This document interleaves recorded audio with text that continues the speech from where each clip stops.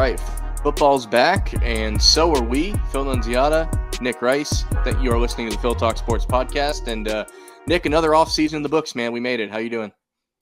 Not quite, man. I mean, we're close. We're close. Yeah. A few withdrawal symptoms, nothing too crazy. But yeah, man, we're back, and it's pretty good timing. You know what I mean? The summer family trips, overrated by this point. I'm feeling like I'm ready to tell them I'm not available anymore for the next Right. 6 months. I got to lock in. Like, it's getting down to that time. And some people have said, like, yeah, this off season doesn't feel like as hard to deal with as last year. And I think it's because we were all looking forward to the college football game so much that by the time that finally came, you only had like another month until the season rolled around. So I think I'm going to contribute it to that. I think we were so focused on the game that we're, oh yeah, real football rolls around here pretty soon too. So I'm gonna chalk it up to that. Yeah, I mean, shoot. And also all of our crazy fantasy draft day prep. I mean, we've done a lot of that this year. And, some off-season storylines, I guess we'll get to. That kind of made things a little interesting. But we're ready. Yeah, I think our draft is this weekend, I think? Sometime this weekend, I think we got it. But so we're going to talk college football here in a little bit. Week 0 is upon us in about 30 hours or so as at the time of recording, probably about 24 by the time you guys hear this. Week 0, of course, headlined by the clash in Ireland between Florida State and Georgia Tech. That'll be at high noon Eastern here. It's been a while since I know they've had these games in Ireland every year, but hasn't been a big time matchup in a while. I mean, the last one that I remember really caring about was way back in 2014 when UCF played Penn State over there. And then between then, there hasn't really been these big names. But for it to be like the big first game of college football, I think is a perfect way to do it. And if they continue to do this every year with week 0, like that first game's in Ireland, like I'm all for it. Like some people find these things a little too gimmicky, but that's we'll talk about that a little bit more. Before we get to college football, though, we'll talk a little NFL. They have played some form of football, not the one we want to see yet, but preseason does classify as football, at least a little bit. Nick, how much preseason football have you watched? Unfortunately, it's been less and less over the years. And I want to get into it, but it's just way too difficult, man. I mean, you could tell how little these teams care about. So the 2-game preseason feels inevitable by this point. Yes. Because you know that these guys, Aaron Rodgers is the classic example, is putting way more emphasis into the joint practice than the actual preseason.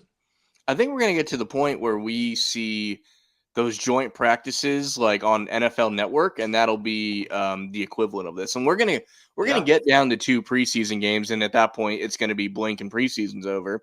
And I think that's what people want because it happens every year. You're excited that there's some form of football on your screen, and by like the 3rd drive, you're like, all right, yeah, I'm done. What else is on? I've tried to watch. I've probably watched 2 games worth over these 2.5 weeks. Like a little bit of Eagles games, Bucks, Dolphins preseason every year. That'll be on like a local station. I'll check that out. I've watched enough to see that Kenny Pickett is not good at football, like we all thought. I don't even know that he's going to be if he's the second stringer, it's just because they traded for him and they felt that like, all right, we spent some capital on this guy, so we got to put him in the second slot. But not good things from the former Steeler and Pitt Panther in the Eagle uniform so far. I think Tanner McKee, has done just as well, if not better, than him in preseason. But aside from that, yeah, it's hard to get. I feel like we used to get something out of these games. And like you said, like we're getting less and less every year of stuff we can actually take away from it. And then it gives you the question, why am I watching this then? Yeah, I mean, admittedly, the one thing was, Caleb Williams is pretty good. I got that takeaway, but that's about it. So I don't think he's going to be a flat-out bust. You know what I mean? Right. Considering just how gifted he is throwing the ball. But that's it because it's preseason. I mean, the age-old adage, Detroit in their winless year went 4-0 in the preseason. Looked great. I could have only imagined being a Lions fan during that year. So, yeah, there's less and less to take from the preseason, and it just stinks for the fringe guys. Like, for Aaron Rodgers, it's fine. He'll be all right. But for, guy number 75 on the roster, whatever, you get even less. I mean, those 4 games with maybe 10, 15 plays a game, you get almost no opportunity 5 years ago. Now, I just feel horrible for those guys. What bugs me, and like, I always thought this was like an Eagles thing. It was definitely an Eagles thing with like the Chip Kelly era.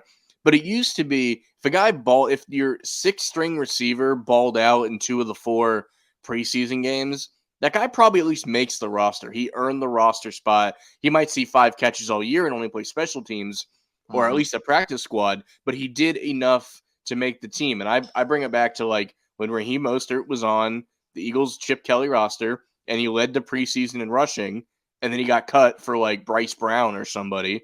It's like, then what's the point? Like, if the guy that had the running back to perform the best in the preseason doesn't even make your roster, what are these preseason games even for? What is the point? Yeah, and I thought it was just a weird Chip Kelly thing, but I'm seeing more and more of that now. Like the guys that play, like the quarterbacks that play in all 4 preseason games, don't even make like the practice squad anymore. They just like cut them and sign someone else's guy that got cut. So it's like, what are we really doing at this point? Yeah, that reminds me of it's not just Chip Kelly, but the Chargers did that with Wes Welker. I mean, he was balling out in the preseason, and yeah, we let him go way back in the day. And I think the script has been written on how he played after that. Yeah, so, for sure.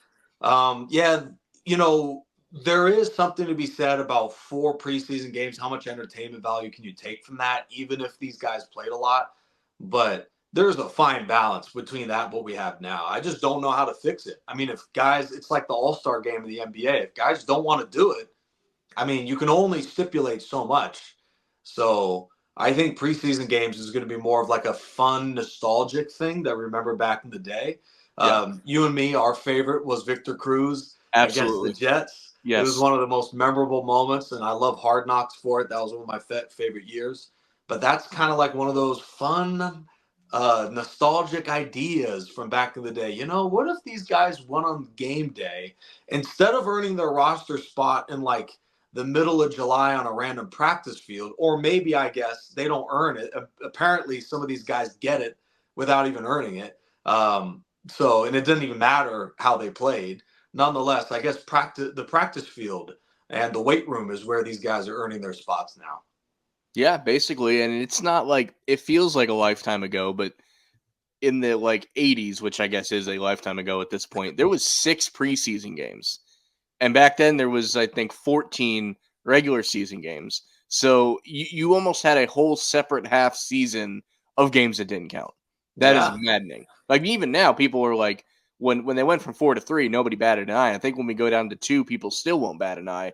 I think you're gonna have people like younger than us, our like nephews and nieces coming up and like, you guys used to play 4 of these things, like that's how ridiculous it's gonna be. But you're right, Victor Cruz is the all timer. The only thing I can even put near that is as an Eagles fan, the Paul Turner saga. It was like a 2-game stretch where he just made like Odell Beckham catches all over the place. Didn't make the roster. The fans revolted, and they at least put him on the practice squad to shut everybody up. That's like the closest thing I can think. But yeah, Victor Cruz wearing a single digit in an era that receivers couldn't wear single digits. I believe he was wearing 3 in that game. Yeah. And yeah, just toasting the Jets in the one type of preseason game that people kind of cared about because it was both New York teams against each other, similar to, you may get a handful of people in my area when the Bucks play the Dolphins every year in the preseason. They might talk about it for like 5 minutes before they go do something else. So it's like those rare preseason games that the locals care about. It was the perfect storm. I don't know that we'll see anything like that again, especially when it goes down to 2. Yeah, and it's amazing because we're at that golden age where the common thought is you go from 4 and 16 to now 2 preseason and 18 regular season. And, the conversation is, well, instead of paying the players more and having an extra bye week, maybe we can just have guys have a bye week in the year where it's like starters don't play a game in order to get paid for 17 with an 18-game schedule, whatever it is. Whatever that is, all of a sudden now it's like, are we going to see any sort of load management or any sort of like teams don't really try until November? I mean, this crazy to think that in the NFL we could get to that point. I think the closest thing we get to that is at the end of the season when guys have clinched whatever and they rest guys a lot.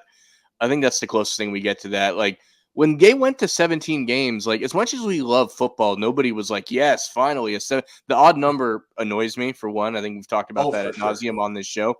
But I will admit that once we get to the inevitable of 18 games, 2 preseason, 2 bye weeks, and that will bump the Super Bowl up to the day after being a holiday, which will be beautiful. Never touch it again. You have done what you needed to do. Never bring it up. 16 was fine. Nobody was ever going to complain about 16. You did all this crap, and now we end up with 18. You did what you wanted to leave it there because it'll never get better. It's already gotten a little worse at certain points, but yeah, 18, 2 preseason, 2 bye weeks, Super Bowl butted up against the holiday. Perfect. Everything you needed is right there. Don't touch it ever again. That's my thoughts. Yeah. Once you dive into the end of the March Madness or something like that, if you go to 20, I mean, then all of a sudden, I mean, we'll always love in the NFL, but that just feels crazy to me. So, yep. Right now, the preseason is like that fun, nostalgic thing in the past. Wow. Players used to actually see the field during the preseason, but now the NFL starts in a couple weeks, which isn't horrible, but that is where we're at. And then the only other problem is now with all these international games in the NFL, how are they going to divvy that up? Does every team get one in the future, or are we just going to keep this weird system where some teams get advantages at home games now? I think people will have those random ones. The Jags are now doing the one is the home team, one is the road team. That's starting this year. I think other than that, I think that's where the 2 bye weeks are going to help try to make this a little easier to do. But yeah, I agree. I think we're going to see more of them for sure. But you know what this reminds me of? It's like, baseball, the World Series was always in October.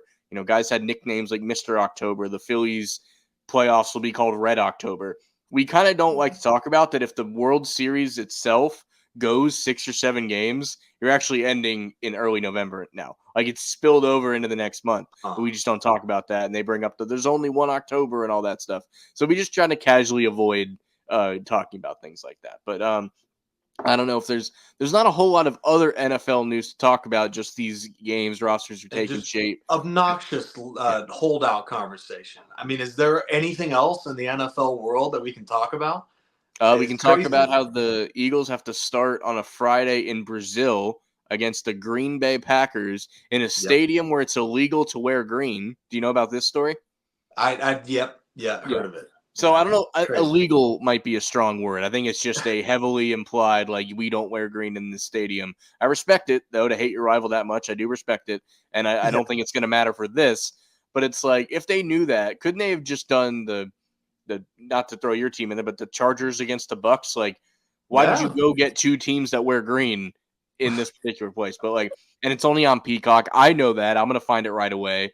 But people are going to be annoyed when they go to look for it. So that's, I guess I'd rather be week 1 and they can get there like a week and a half early and just be there. And, if I'm going to go to a whole nother country to play, I guess kick the season off with it, right? That's if your team had to play overseas, week 1's better than week 9, I think, right?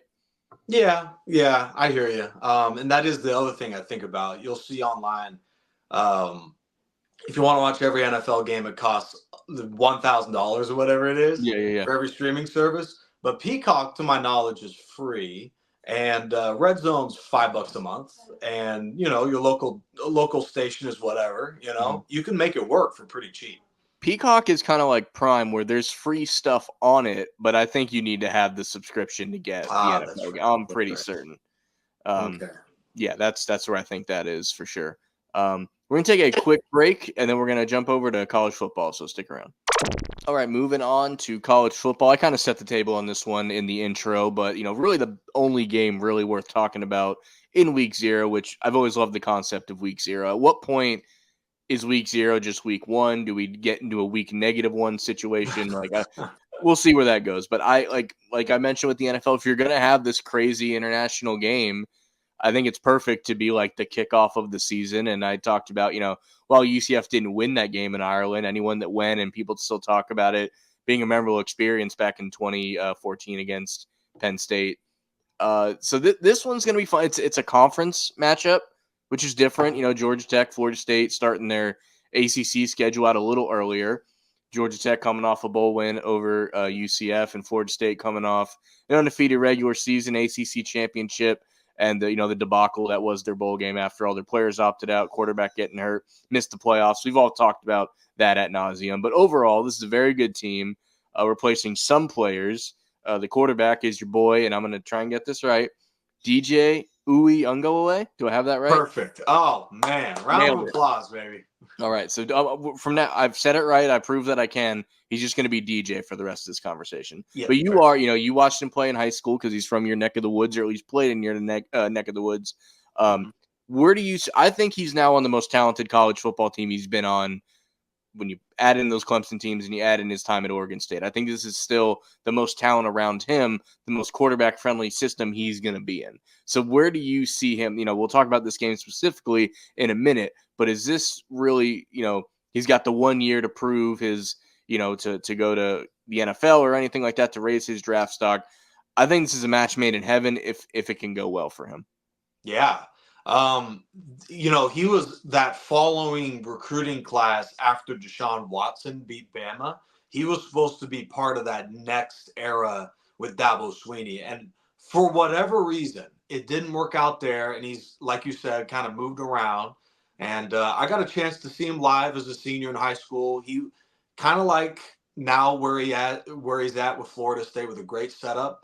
Mm-hmm. That was like in high school where he played, one of the top 5, top 10 teams in the country every year. It was like 20,000 would show up every week. This is like Allen High School. St. John Bosco is the high school he played out there. It's like, you know, uh, maybe Northwestern's like that in Miami, just Mm-hmm. like the blue blood high school program Yeah. of Edgewater High California, School in Orlando Edgewater, type situation, where it's Jones, like, Dr. Phillips, stuff like that. Yeah. mhm.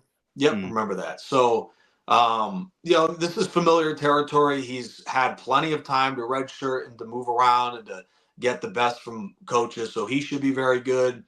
I remember last year us talking Colorado about, wow, TCU is a great opening, really tough opening opponent. And it turned out that was more of a 1 year wonder. I Yeah. think we can bank on Florida State being top 5, top 10, considering their progression under Mike Norvell has been over 5, 6 years. You always get that one random drop off team that really flops, Yeah. like TCU last year. I don't think that'll be Florida State, and I think as long as DJ plays like how I sometimes guys just take a while. How I believe he probably could have played earlier in his career. If he plays like the promise coming out of high school and early in college, this team should be real tough to beat. Good luck for Georgia Tech to even hang in close against these guys. Yeah, I mean that Georgia Tech though, that's a sneaky good team. They have a lot of like 4th and 5th year seniors. Their head coach Brett Key, he just fits that program like a glove. Here's the funny story about Brett Key. He was UCF's offensive coordinator in the George O'Leary days, and it was the worst kept secret that he was the coach in waiting whenever George decided to retire. But the year he retired was the year we went 0-12, and he got cut off halfway through. We were 0-8 or 0-9 when George just resigned, and Brett didn't want to start his coaching career off in the middle of this nightmare of a season. So he resigned as well and looked elsewhere. He finally got his head coaching opportunity at Georgia Tech, got to beat UCF in the bowl game last year. I'm sure that's a little bit of payback for Brett and his guys. But so, in an alternate universe that we don't fall off the cliff in 2015, Brett Key is the guy after George O'Leary, after Blake Bortles, and who knows, how that takes off. So I say all that to say, not an easy win for Florida State. I think people are putting them on upset alert. I think that's fair. I wouldn't put them on major upset alert, but it's definitely I don't know if you can have a trap game in week 1, but I think this is the closest thing to it. Yeah, maybe going overseas, it's just weird stuff happens over there. You never know. But if Florida State wants to win a title, then they got to figure out a way to get this done here, because it's Yep. still, even with the expanded playoff and all that stuff, you don't want to be playing extra playoff games. I believe it'd be one extra with a bye, because Yeah. I believe there's one bye week for the top, but nevertheless, Yeah, if you you're start in playing the the opening round, you'll play an extra game. But two yeah, extra games. If you get that first round bye, it's only one extra game. right, and you're playing against tougher opponents. So really, the number 1 seed has a de facto bye week and an actual bye week, considering they play the worst possible team to advance. So, you got to win. You got to win early, and that's actually kind of part of the fun of this new playoff format. All these week 1 games are super important, even to the top of Yeah. college football. You know what's you mentioned that there's always that one team that is going to fall off from last year, and I don't mean to necessarily poke shots at them because people have done this enough. I think it's really hard to say it's not going to be Michigan, right? Yeah. Because that whole team is different. You mentioned we thought TCU was going to carry over, but when you look at the roster, it's like, yeah, this isn't the team that made it all, that on that run, and this is not the team that won the national championship, from the coach to the quarterback and everywhere in between. So I think it could be them for sure. But you kind of jumped around it just now. One of the biggest flaws of this new 12-team playoff is you're rewarded the bye week for being a top 4 seed, but that first round is played at home. So you're robbed of, like, you don't get that extra game at home for your fans and the money that comes in and everything. So you've kind of like you'd have to play an extra game, but you have played yourself out of that extra benefit in a weird way. So it's like you want to be Yeah. good, but not too good. You like ideally you want to be the 5th seed, I guess, because you want that Yeah. game at home, and then you have the momentum going into that next one. I guess is the 5th seed is the perfect spot, I think.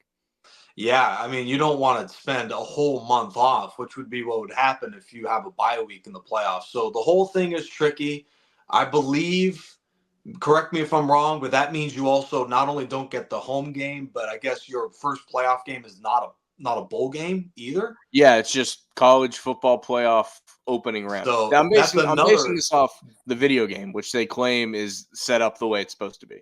So right. yes, that Yeah. first round just says college football playoff round 1, and then the Mhm. next round is the Orange Bowl or the whatever else. So that's how I'm basing it off of. And EA's never lied to me, not once. So it's Oh, got to that's be right. it's got to be one of those for sure. But yeah, to put a cap on this opening game, I think this is great, this international thing. This is essentially, and what an opportunity for DJ. He's basically coming in and playing in a bowl game like atmosphere in his first game at Florida State. So, like, Yeah. what a really, if you look at like when Penn State did it back in 14, it was the run that helped them kind of get back after the near death penalty stuff with all the terrible stuff with Sandusky and then Joe Paterno passing away. It almost just, like, people thought it was going to be a 5 to 10 year reboot of Penn State with everything happened. They win that game and it turns into like a 3 to 4 year reboot. I think it was that powerful of a situation Yeah. for them. And this is a game that has a name, right? It's like the Croquet Classic because it's played in a croquet stadium or whatever. It's got a trophy you win at the end of it. Like it'll feel like people will make fun of it because social media's got to make fun of everything. But it's gonna feel like whoever wins, it's gonna feel like a big deal to them. And I think it's really gonna shoot them out of a cannon moving forward. So really, for someone like yourself that's a fan of DJ and hoping him to do well, this is a great opportunity for him to start with it. Yeah, what a great story it would be too. Jimbo Fisher and the Florida State Seminoles, they grabbed the one title, I believe 2013 was that Yep. year, Mm-hmm. and they just were kind of a fledgling team in the ACC, and then now with the conference realigned and everything, and Norvell kind of waiting his turn, this is kind of their time now, to make it happen. And if they beat Georgia Tech handily here, maybe that could spark something. Yeah, and like I might pull the reins back on like national championship talks, at least till I see them play. But on paper, like there's no reason they're the defending ACC champs, and yes, Clemson's still there. Virginia Tech's pretty decent. SMU's a wild card now. They're in there, kind of, sort of. We'll talk about them in a minute, but they are easily a top 2, 3 favorite to win the conference. And if you win the conference, you're sitting pretty in the playoff anyway. So if I'm Florida State, obviously everybody's goal is to win a national championship, but my goal is to repeat as Atlantic Coast Conference champions. That's where I'm setting the bar if I'm Norvell and his guys, and it starts in 2 days in Ireland. Yeah, for sure. And just to piggyback on your last point about, if there's any flops, we both agree no Florida State. We feel that they're going to be really good. And I've been hearing about how easy the Penn State schedule is Yeah, in comparison to Michigan and to Ohio State. They play Ohio State at home and but they no don't Michigan this play Michigan. year. Yep. So, and I believe they don't play Michigan State either. Right. So, Penn State always seemed to, over the years, kind of avoid playing all three of them, Yeah. considering where they're at in that conference, and to avoid two of them, and then to play their tough game at home, I think that could be the new, team. Them and Ohio State. Obviously, the Buckeyes are going to be a force, but I think Yep. that might be the winner out of that conference. I Those mean, it very well could, because yeah, that's been the stigma the past couple of years. Like they'll go 10-2, 9-3, and they'll basically lose the 3 big games and beat everybody else. So it's Yeah. like when push comes to shove, they didn't have it, but they were good enough to beat all the other teams they played. So yeah, this might be the year that they can crack through that for sure. You look at this week 0 lineup. There's not a whole lot of games.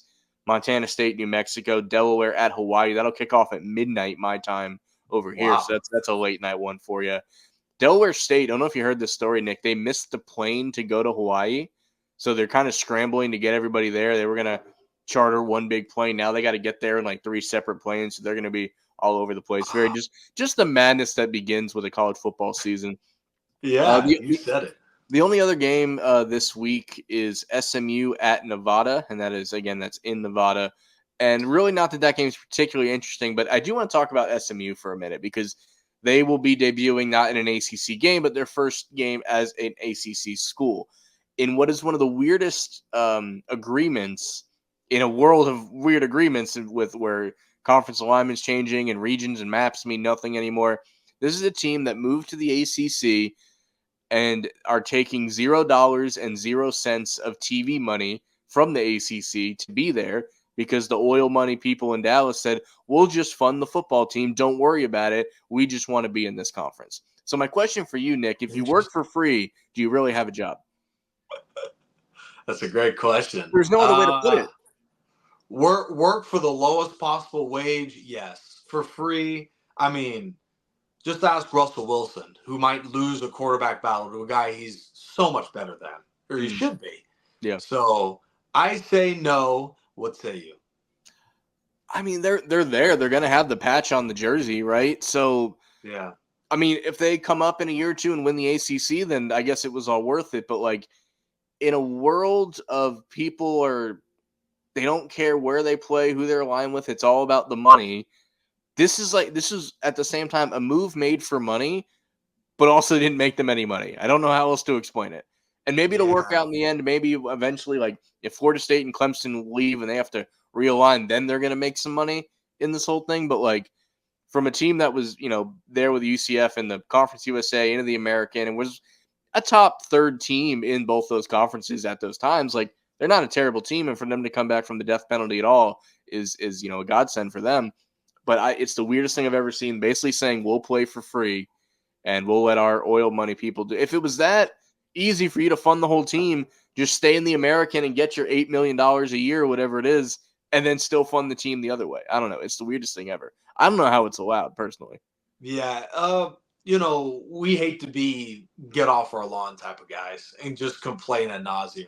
Yeah. But I got to tell you, this is the weirdest offseason of all time. I mean, seeing the Pac-2 play this year is going to be just weird. And seeing the Big Ten be, I think, Big 17, something like that, it's getting crazy. And, like, I'm all for change, but this was clearly just like, all right, well, one conference is abysmally, just horrifyingly run in the Pac-12. I mean, just they could not plan for how to put one foot in front of the other, let alone organize the conference. And then we have this whole mess. So it's going to be crazy. I didn't know the SMU story until you just brought it up, and I got to tell you, considering the topsy-turvy world that is college football, I'm not surprised. Yeah, I mean, it's one of the weirder things, but it can only get, weirder from there. So Florida State's a 10.5-point favorite in that game in Ireland. You taking FSU in the points, or would you go Georgia Tech on that? Well, I got PTSD from I think TCU was like 18-20. They were a massive favorite against Colorado because it was like, well, Colorado wound up being what you predicted, but TCU is just going to be this great team. I'd still probably take FSU in the points, but the great thing is I don't have to. So, right. You know what I mean? I'll let you guys do that. I mean, I'm not convinced that I might get bored on Saturday and just be happy that football's back and throw a tenner on this game. Like, I'm not disqualifying myself from the ability to do that. But I'm not strong either way. At this moment, I do pick Florida State to win, but I might go Georgia Tech on the points there. I could see it being a closer than a 10-point game. I'm picking Florida State to win. If I'm going outright, I'll pick Florida State. I'm not putting money on Georgia Tech to win.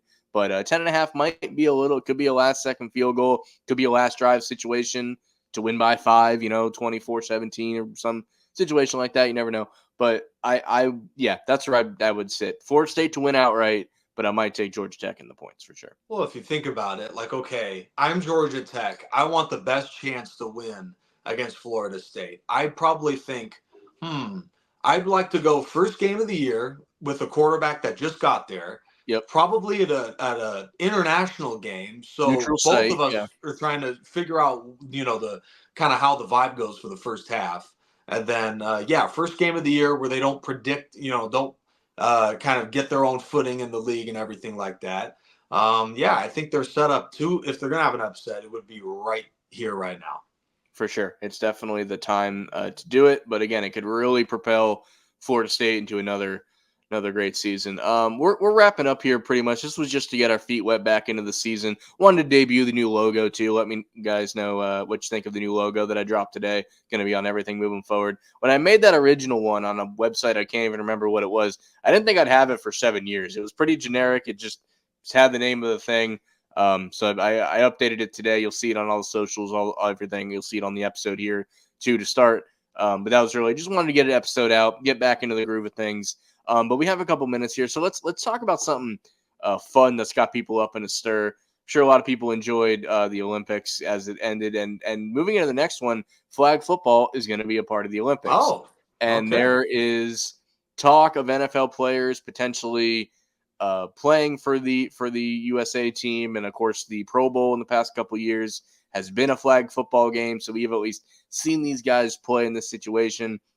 But the current players on USA's team are saying like, hey man, this is the quarterback specifically, he took a little too far and says I'm better than Patrick Mahomes. He's not even saying I'm better at flag football. He's just saying better than Patrick Mahomes, which is a really dumb way to put it. But Nick, I've played flag football, won a couple championships back in my day, not because of me. I want to make that very important. I was just on a very talented team that I happened to play on. So it's not because of That's me, but exactly I what the did play. star of the team would say. That's exactly No, what he'd say. absolutely not. But I was lucky to be on 2 championship teams in my college years playing flag football. You played flag football. You also played padded football. I think we can agree here. They're completely separate games. It's like it's not going to translate over. Would someone like Patrick Mahomes translate over? I think yes, absolutely. But we were talking off air. Like, does someone like a Josh Allen transfer over? Maybe not. Like Patrick Mahomes is the one guy that's elusive and agile enough, and like a prime Michael Vick. Like you can pick and choose guys for sure. And I'm not sure with this Olympics thing, but in previous flag football, like national championships, guys play both ways. So you have corners playing receiver and vice versa. I don't know how that would work.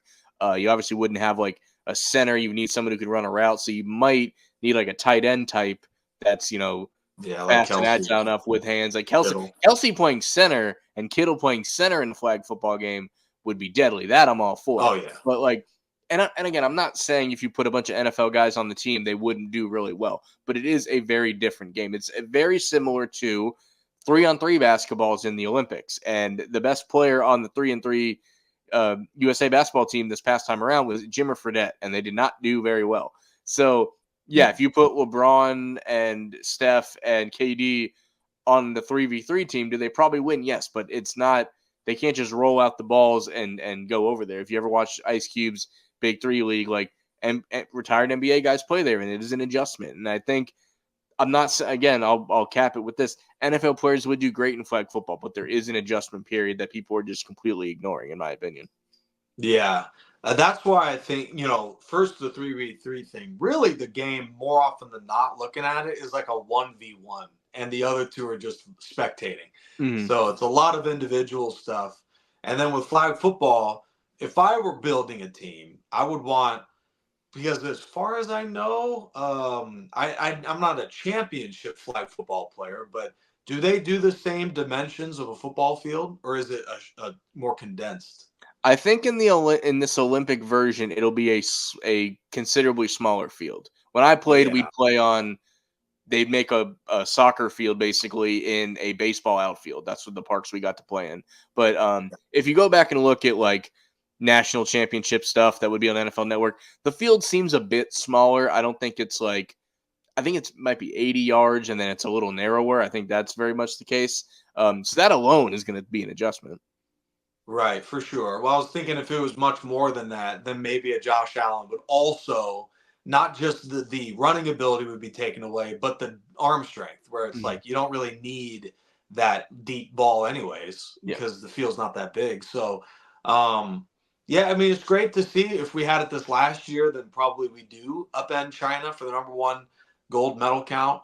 But yeah, it's a totally different game. But the comment is interesting because it isn't. We were talking about it too. It isn't a crazy opinion because of how different it is. So, and I would probably value. Everyone thinks, "Wow, Tyreek Hill would be the perfect." And he would be very good, but I would, as a flag football team, want to, find route runners, guys that Yeah, can absolutely. exactly shake and bake. You know what I mean? So maybe Like instead of a if you get a Randy Moss playing flag football, like yeah, like he's gonna score a lot, but you want you want like a Chad Johnson route runner type yeah, core or over someone Justin like that. Jefferson, I think he'd be the Yeah, for sure. perfect. Hmm. Yeah, so maybe he doesn't translate. And smaller the better in a way. You know what I mean? To a certain extent, just slippery guys would be what I I believe. did find it unnecessary because it's been everywhere with this quote from this quarterback, but like they feel the need to put that he's 5'8", 140 pounds and all these like what does that matter? It's a different he's not getting hit. It doesn't matter that he's that small. Like that's one Yeah, thing I will say. One thing important to note for anyone that maybe isn't as familiar with the flag game is the quarterback cannot run past the line of scrimmage and you get a 7-second sack clock, they call it. So you have to get rid of the ball in seven. Think Elite 11 because some people are more familiar with that. If you don't let go of that ball in 7 seconds, it's a sack. So that alone, again, can Patrick Mahomes handle that? Absolutely, but it's a whole nother way of looking at oh, it. You know, Caleb Williams would lose his mind over that. I mean, right? Yeah, I got to get rid of the ball in 7 seconds. yeah. 17 seconds for him, I think, would be a challenge at times for sure. That's right. So But I love it. I think I mean, to me, it's overdue adding flag football to the Olympics and adding other sports. You know mm, what I mean? We have a zillion swimming events. Nothing wrong with that. But I mean, if we have that, we can't do even flag football, let alone tackle. Is it really the Olympics? Are we really testing athleticism in the world without football? right. So tell me what you think about this too. You mentioned there's a million different swimming events, but in like basketball, there's two. There's 3v3, and then there's this. You can't add like a slam dunk contest necessarily, but they should add the 3-point contest to the Olympics. I think Yeah. that'll be a great other thing to do because people talk about like Simone Biles and Michael Phelps and these people that like they have the most all these medals, right? That's true and it's incredibly impressive. But they also get like a crack at 20 different medals each Olympics. Exactly. When Kevin Durant goes to the Olympics, he wins the one medal he's eligible to win, Yeah. right? Steph Curry, Unless he same thing. randomly in this offseason starts picking up basket weaving or whatever the other Sure. But sports if are. yeah, like obviously you can't play for the men's, 5v5 and the 3v3 because they're probably playing at the same time, totally different thing.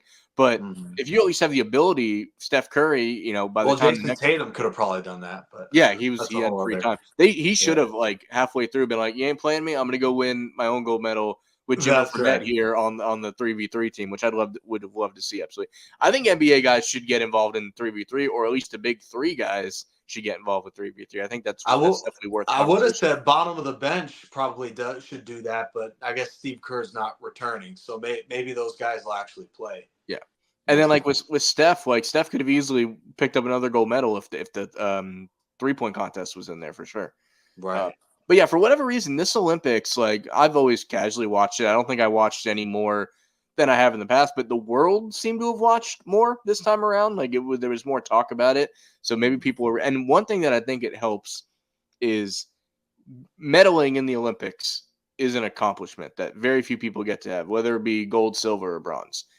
And when bronze medalists from your country win, they deserve to be celebrated. Yes, I understand they didn't get gold, but I think that's helping people understand like making the college football playoff is still an accomplishment. Winning a bowl game is still an accomplishment. We had this weird era that I hope we're getting out of that if you didn't win the championship, if you didn't go undefeated, like you weren't allowed to celebrate your accomplishments. So maybe Yeah. this wakes up, people that are like beside themselves, tears down their face with a bronze medal shows people that like yeah, you're now top 3 in the world in something that's worth Hmm. celebrating to me. So Well, maybe it'll wake some people up. I don't know.